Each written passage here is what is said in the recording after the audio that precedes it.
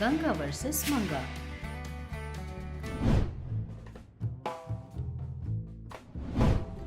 एक दिन चंद्रकांतम घर में शाम को नीचे बैठ के टीवी देख रही थी। अचानक बिजली चली जाती है। वो गर्मी का समय होने के कारण चंद्रकांतम गर्मी से बिलबिलाते हुए, अरे बाप रे, कितनी धूप है।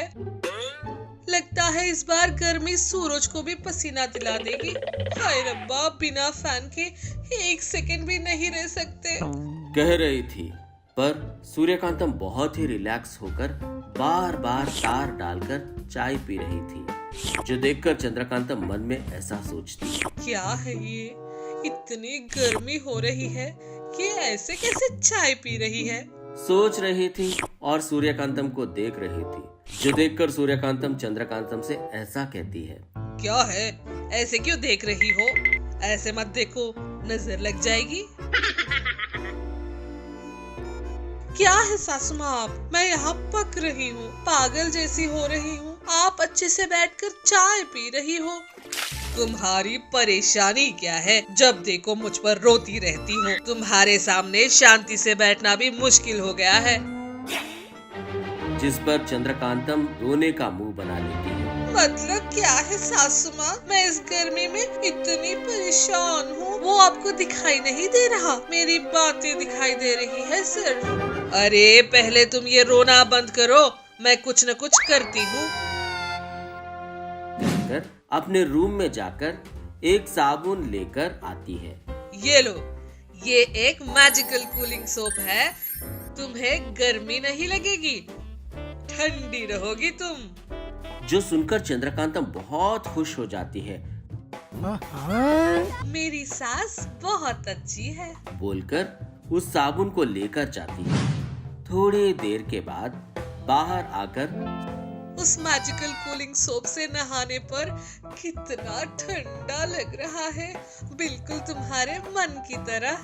तुम्हारे नखरे, बाप रे, अभी तक तो पागलों की तरह यहाँ वहाँ चिल्ला रही थी, और अब अच्छी सास, अच्छे मन वाली सास बोल रही हो। तुम मामूली नहीं हो, लेडी कमल हासन हो, कमल हासन। आपकी दया है। कहकर शर्म आ रही थी तो सूर्यकांतम उसके हाथों में से मैजिकल कूलिंग सोप ले लेती है।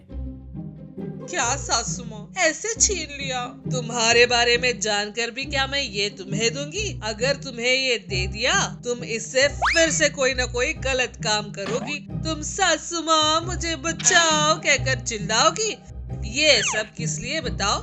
इसलिए इसे लेकर छुपा देती हूँ। सूर्यकांतम उस मैजिकल कूलिंग सोप को छुपाने के लिए अपने रूम में जाती है, जो देखकर चंद्रकांतम मन में सोचती है, छी, मेरी सास हमेशा ऐसा ही करती है। किसी भी तरह मैजिकल कूलिंग सोप को चुराकर गांव में बेचना होगा। इतनी गर्मी में ना रह पाने के कारण लोग कितना भी पैसा देकर खरीदेंगे। अच्छा मौका है, इस मौके को किसी भी तरह मिस नहीं करूंगी। पर उस साबुन को कैसे चुराऊं? तभी उसको एक आइडिया आता है। तुरंत ही मैजिकल लैब में से जिन को बुलाती है। भाई सोना, एक बार बाहर आओ बेटा।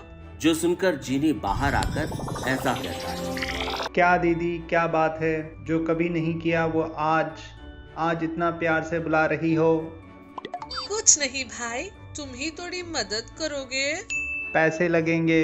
इतने कमर्शियल हो गए हो। मैं तुम्हारी दीदी हूँ, मेरे लिए ये भी नहीं कर सकते क्या? दीदी बस करो दीदी, तुम और तुम्हारे इमोशनल ब्लैकमेल्स, जब देखो अपने मतलब के लिए मुझे यूज करती हो। पर क्या कभी भी कुछ बना कर दिया मुझे? तुम्हारे पास से कुछ भी लेने का यही समय है। तब चंद्रकांतम मन में ऐसा सोचती है, होशियार हो गए हो भाई, इमोशनल ब्लैकमेल पर भी नहीं झुके। ठीक है, क्या कर सकते हैं। ठीक है, क्या चाहिए बताओ, बना कर देती हूँ। बहुत गर्मी है दीदी, तुम्हारे हाथों से एक अच्छी सी लस्सी ले आओ। कहकर पूछता है, और कोई चारा नहीं था, इसीलिए चंद्रकांतम जीनी के लिए लस्सी बनाकर ले आती है। उस लस्सी को लेकर जीनी ऐसा कहता है, ठीक है बताओ दीदी, क्या चाहिए? अरे कुछ नहीं, सुबह मेरी सास ने मुझे एक मैजिकल कूलिंग सोप दिया था, बस वो चाहिए। पूछती है, जो सुनकर जिनी शॉक हो जाता है। देखो दीदी, अपनी लस्सी अपने पास रख लो, मुझे तुम्हारी सास से पंगा लेने मत भेजो। अरे अरे, इतना क्यों डर रहे हो? अच्छा ठीक है, वो कहाँ है बताओ, मैं ही जाकर ले लेती हूँ। जिस पर जीनी अपने मैजिक पावर का इस्तेमाल करके आजकल कूलिंग सोप कहाँ है देखते हैं। दीदी, वो साबुन तुम्हारी सासू माँ ने तीसरे शेल्फ में रखा है। ने ठीक है भाई, अब मैं देख लूंगी भाई। तुरंत ही सूर्यकांतम के कमरे में चली जाती है।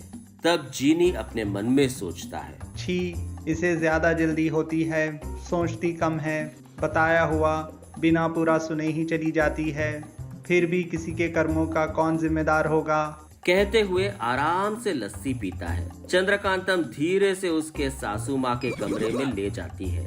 धीरे से अलमारी ओपन करके उस मैजिकल सोप को बाहर निकालते ही तुरंत ही बर्फ बन जाती है। वो एक बर्फ की मूर्ति बनकर कहीं भी न जाने की परिस्थिति में थी। वो शॉक होकर ऐसा सोच रही थी। क्या है ये, उस साबुन को छूते ही ऐसा हो गया। सोचती है और बाहर ऐसा कहती है, सासू माँ बचाइए। कहती है, पर बर्फ की मूर्ति में बदलने के कारण बात बाहर नहीं जाती, जिससे उसकी आवाज किसी को सुनाई नहीं देती। वो रात भर वैसे ही रहती है। सुबह सूर्यकांतम चंद्रकांतम को बर्फ की मूर्ति में बदली देखकर सूर्यकांतम को सब समझ आ जाता है। फिर से तूने कोई कचरा किया है क्या? सासू माँ प्लीज, सासू माँ कुछ तो करो। जो देखकर कुछ न कर पाकर सूर्यकांतम अपने मैजिक से चंद्रकांतम को फिर से मामूली इंसान में बदल देती है। अरे बेवकूफ औरत, वो बगल में रखा मामूली साबुन के डब्बे को कूलिंग सोप की तरह इस्तेमाल करोगी?